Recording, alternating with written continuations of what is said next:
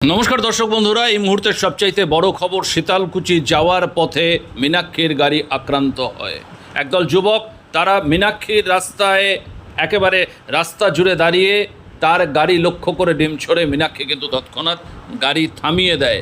Police তাকে সেখান থেকে চলে যেতে বললেও তিনি কিন্তু সেখানে দাঁড়িয়ে থাকেন এবং তার গাড়ির কাছে দেখা যায় পরিষ্কার যে ডিম ছুটছে জনতা।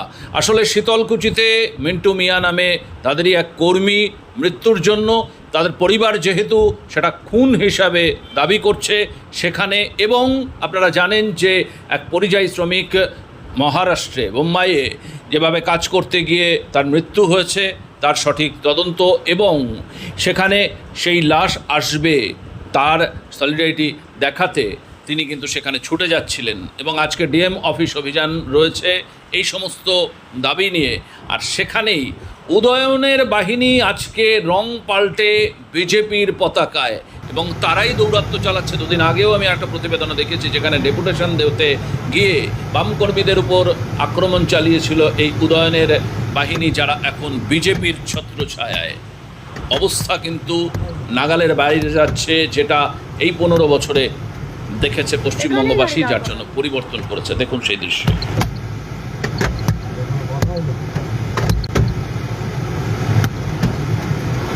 এখানেই গাড়ি দাঁড় করাবেন, গাড়ি এখানেই দাঁড় করাবেন।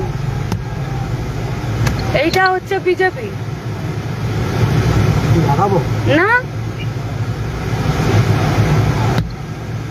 আগে আগে আগে অ্যারেস্ট হবে, আগে অ্যারেস্ট হবে তারপরে, আগে অ্যারেস্ট হবে তারপরে। আমার অপরাধ কি? আমার অপরাধ কি? আমার অপরাধটা কি? আগে এখানকার পুলিশ এসআই অ্যারেস্ট করবে তারপরে।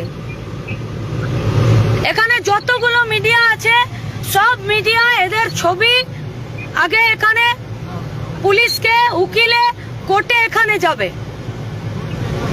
কি অপরাধ? রাস্তায় বেরোনো যাবে না?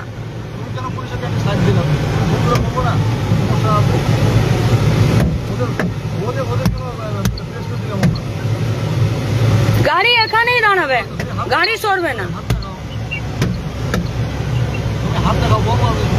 এখানে যত পুলিশ আছে সব পুলিশ সাসপেন্ড হবে। পুলিশ এখানে দাঁড়িয়ে থাকবে আর এখানে যার যা খুশি চলবে।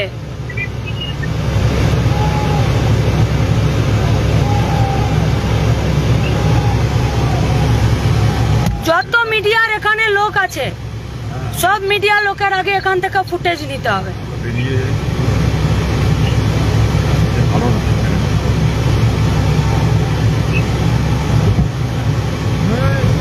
কি বলো না?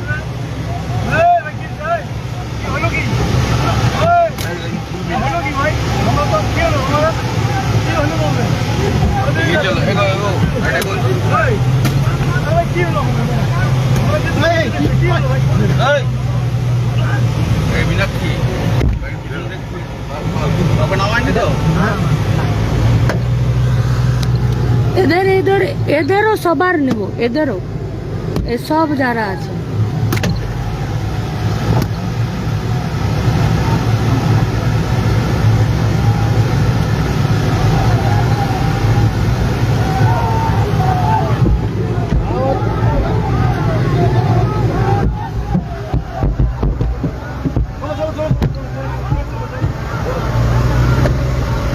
থানা কোথায় আছে এখানকার?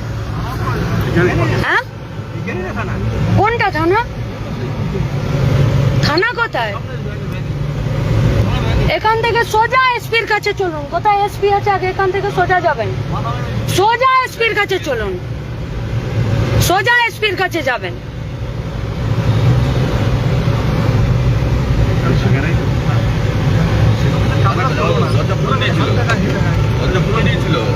দরজা খুলে এখানে মব লিঞ্চিং এর শীতলকুচি এখানে জমিদারি পেয়েছে নাকি? সোজা এসপির কাছে যাবেন এখান থেকে।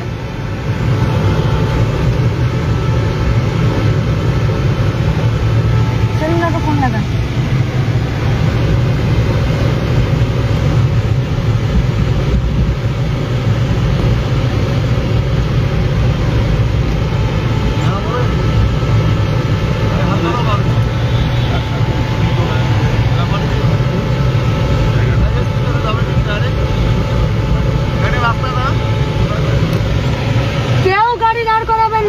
গাড়িতে আছেন এখানে থাকবেন, সোজা এসপির কাছে যাবেন।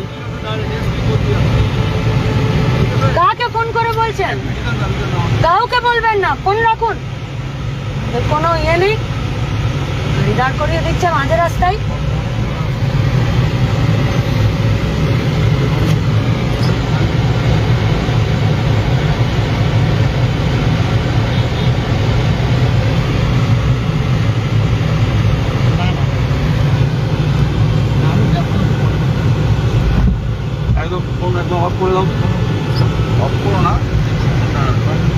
গোটা পশ্চিমবঙ্গের মানুষের কাছে দুটো পরিবার, একটা পরিবার প্রত্যেক দিনের রুটি রুচির সঙ্গে যুক্ত, আমাদের পার্টির ঘনিষ্ঠ দরদি, আমাদের পার্টি কমরেড মিন্টু মিয়া, সে খুন হয়েছে, তার পরিবারের আশঙ্কা। এই শীতলকুচি থানা জবে থেকে তার ডেড বডি পাওয়া গেছে, অভিযোগ নেয়নি। কিভাবে কি পোস্টমর্টম হয়েছে তার কোনো ঠিক ঠিকানা নেই। কালকে সারাদিন আমাদেরকে উকিল, আমাদের কমরেডরা তাদের সঙ্গে থেকে ফিরে যখন গেছে, যখন আমরা তদারকি শুরু করেছি, তখন অভিযোগ নিয়েছে।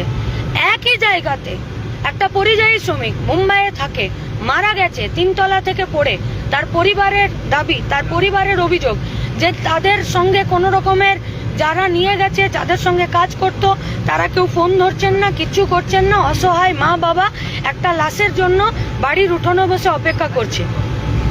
আমরা এই দুটো কাজ থেকে এখন বেরিয়ে এসআইআর এ লাখ লাখ মানুষের নাম বাদ আছে, চাষিদের সমস্যা, সেই সব কিছু নিয়ে আমাদের আজকে ডিএম ঘেরাও আছে, ডিএম এর কাছে ডেপুটেশন আছে আজকে। তার মাঝখানে বিজেপির এই অসভ্যতামি। আর পশ্চিমবঙ্গে একে আইনের শাসন বলে? আমরা শীতলকুচি থানা, এখানে যে সমস্ত প্রেস মিডিয়ারা ছিল তাদের কাছ থেকে ফুটেজ নিতে হবে। আমরা এখন যাব এসপির কাছে, সেখানেই চলবে। আগে এদেরকে ধরতে হবে এবং এই শীতলকুচি থানার সব পুলিশের সামনে যখন এই ধরনের ঘটনা ঘটছে, তখন তারা দাঁড় করিয়ে পাবলিকলি হেনস্থা করার এই ব্যবস্থা তারা করেছে। এই পুলিশের কতটা কি দম আছে, এরা কতটা তাবেদারি করছেন। এতদিন তৃণমূলের তাবেদারি করেছেন, এখন বিজেপির তাবেদারি করছেন। পশ্চিমবঙ্গের সরকার বদল হয়েছে, কিন্তু পশ্চিমবঙ্গে আইনের শাসন প্রতিষ্ঠিত হলো না। এখানে সব মানুষ নিজেদের হাতে যে যেমন খুশি করে আইন তুলে নিচ্ছে। এটাই হচ্ছে পশ্চিমবঙ্গে বিজেপির সরকার, একেই বলছে আইনের প্রতিষ্ঠা। এটাই বলেছিল এরা, আর পুলিশ দাঁড়িয়ে দাঁড়িয়ে দেখবে।